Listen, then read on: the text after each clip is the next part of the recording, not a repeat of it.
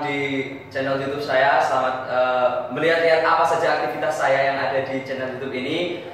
Dari sekian banyak aktivitas ini, saya hari ini ingin menampilkan sesuatu yang spesial karena biasanya YouTube channel YouTube seseorang itu biasanya berisi tentang pengetahuan yang bersifat duniaistik. Sekarang kita akan belajar tentang fisika. Khususnya ini ada pengimplementasian materi fisika dasar, khususnya bab hidrodinamika yang diimplementasikan pada program C.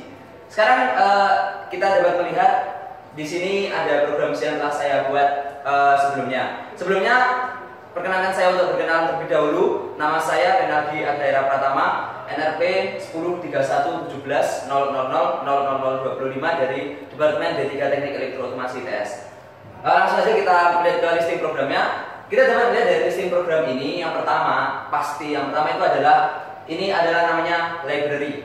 Library ini fungsinya apa sih sebenarnya dari fungsi library? Fungsi library ini bertujuan untuk memanggil proses-proses apa saja yang diperlukan dalam program. Kita lihat yang pertama, fungsi library yang saya gunakan pertama adalah fungsi library stdio.h. Fungsi library stdio.h ini adalah fungsi studio.h, yaitu standar input output header. Apa saja yang ada di dalam library stdio.h ini? Yang saya gunakan hanya ada dua, yaitu printf dan scanf. Lalu yang kedua, saya juga menggunakan include math.h yang berguna di sini untuk penggunaan operasi matematika seperti square root, sin, cos, dan tangen. Langsung saja kita lihat di sini ada fungsi pertama, void main. Jadi fungsi void main ini merupakan fungsi yang menyatakan bahwa main itu tidak memiliki nilai. Yang kedua ada deklarasi. Seperti biasa, semua yang ada di dalam program itu harus dideklarasikan terlebih dahulu, baik itu deklarasi secara integer, deklarasi secara float maupun deklarasi secara char. Di sini integer yang saya gunakan adalah pilihan 2 Y, N, A, dan Z. Jadi ke semua yang ada dalam integer ini merupakan deklarasi secara integer, yaitu sebuah bilangan yang tidak memiliki koma, yaitu bulan-bulan. Lalu yang kedua, float. Deklarasi float ini digunakan untuk deklarasi yang mengharuskan bilangan tersebut itu memiliki bilangan koma, bilangan desimal maksudnya. Jadi baik itu 2 angka di belakang koma, 3 angka di belakang koma, terserah. Yang penting yang digunakan di float ini adalah bilangan desimal.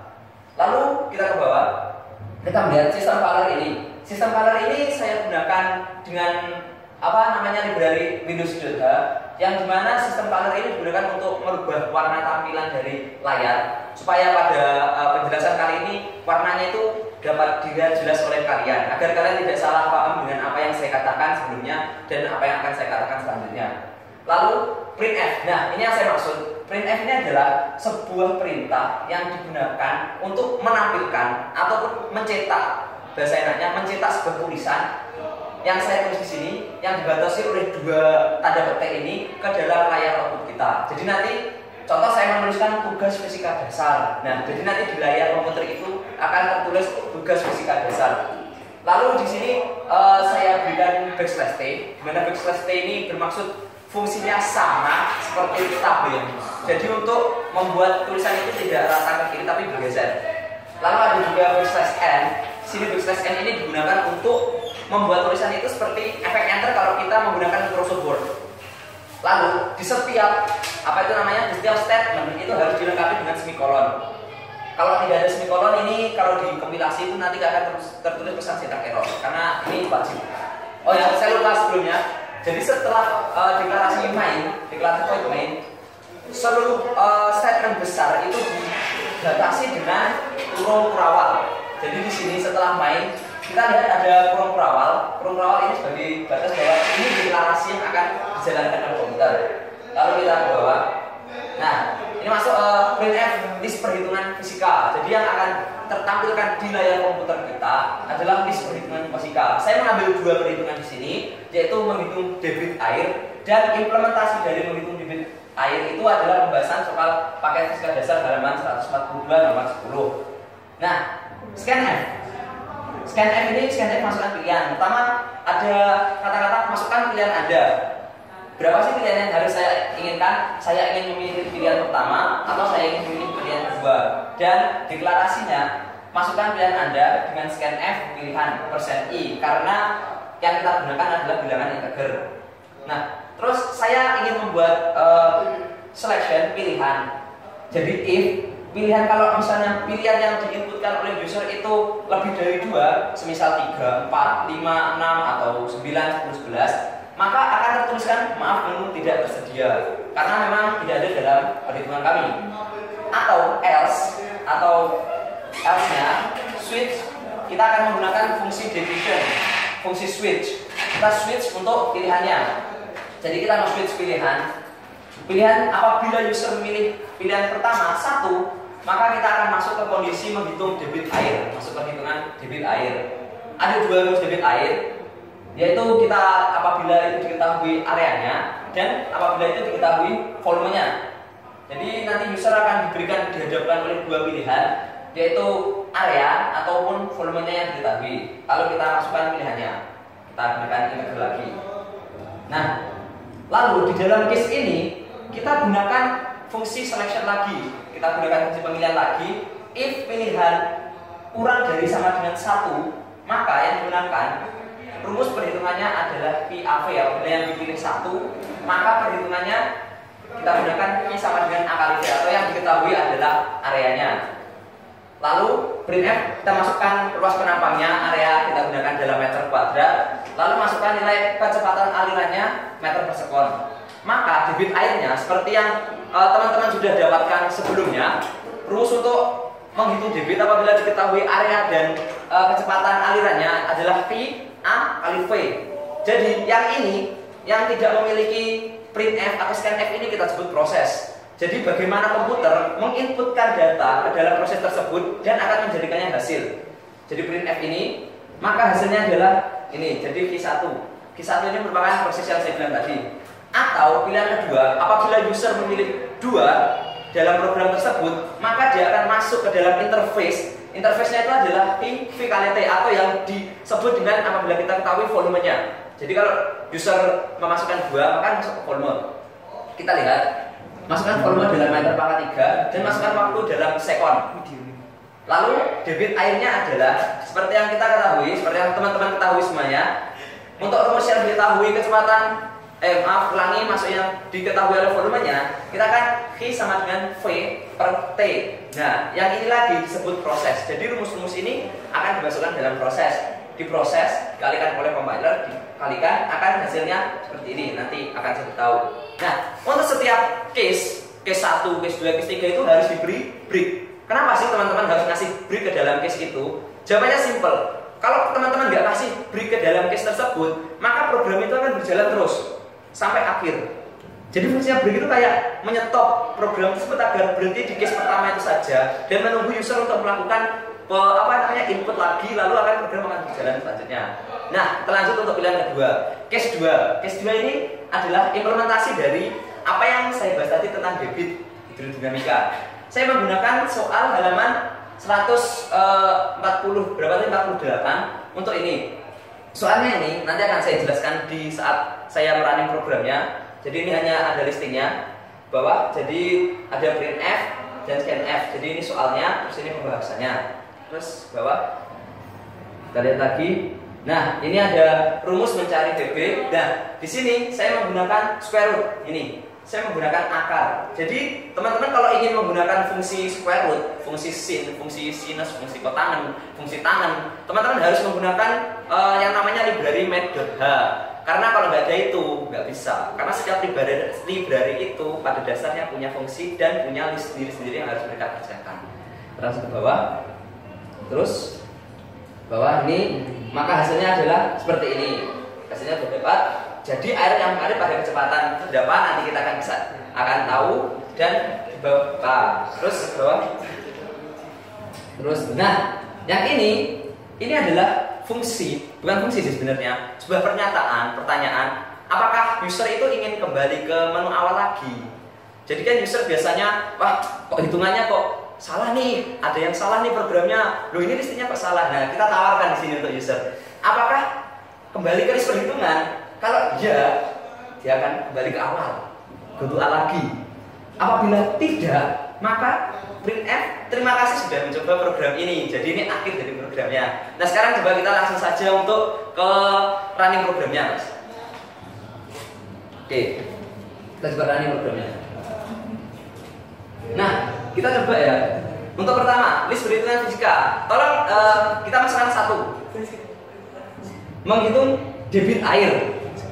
Nah, menghitung debit air, user dapat memilih apakah user ingin diketahui areanya yang pertama atau diketahui volumenya. Kita buktikan dengan perhitungan secara matematis terlebih dahulu.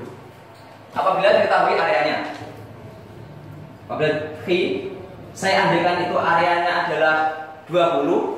Oh maaf, apabila areanya saya andaikan 20 dan apabila V-nya saya andaikan 5, maka Q-nya adalah 20 kali 5, hasilnya adalah 100.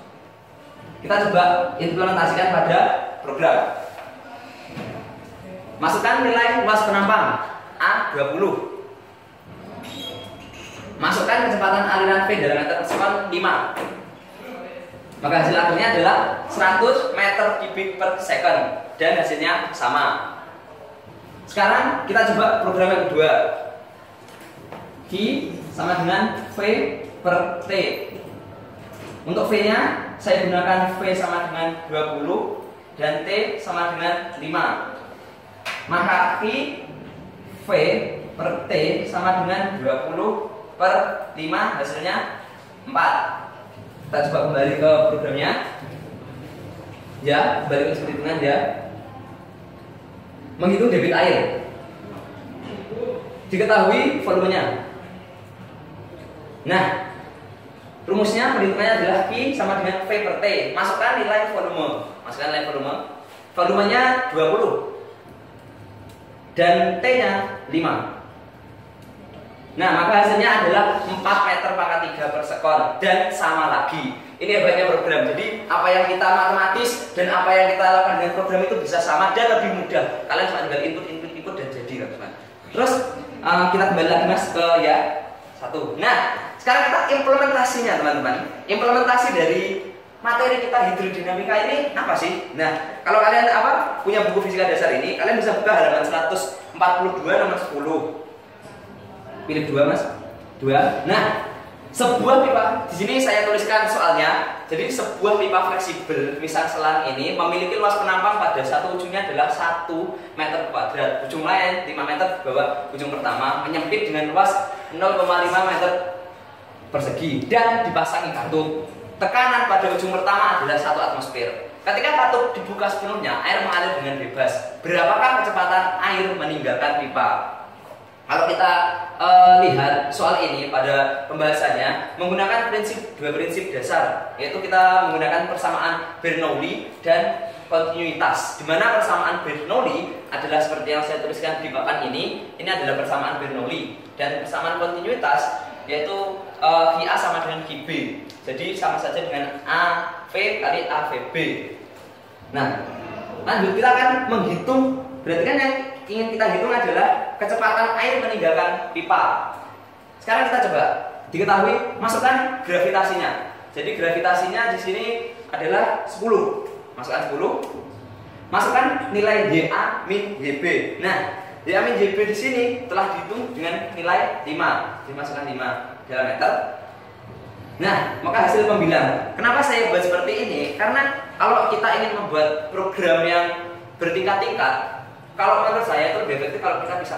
Jadi ini saya andaikan pembilang, saya andaikan debut. Nanti kita lihat ada hasilnya sama sih atau enggak, kita lihat. Terus masukkan nilai luas penampang. Luas penampangnya di sini 0,500.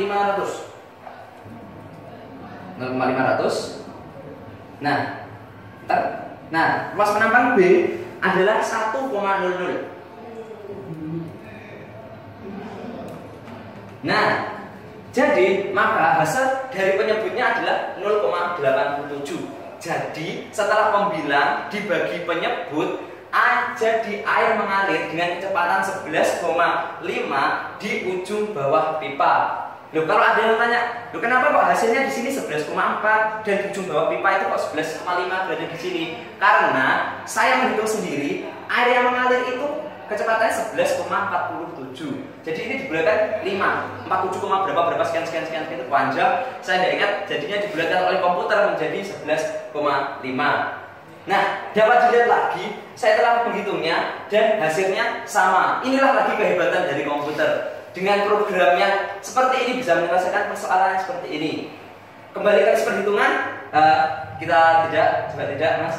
Nah, terima kasih sudah mencoba program ini. Nah, inilah akhir dari penjelasan saya tentang hidrodinamika dan pengimplementasiannya pada program C. Semoga teman-teman bisa mengambil hikmah dari percobaan ini dan semoga teman-teman bisa semakin belajar, karena tugas mahasiswa adalah belajar dan jangan terpaku untuk mencari nilai terus, karena kita itu sebenarnya butuh keterampilan untuk membangun bangsa ini. Buat apa bangsa ini kalau kita hanya mencari nilai?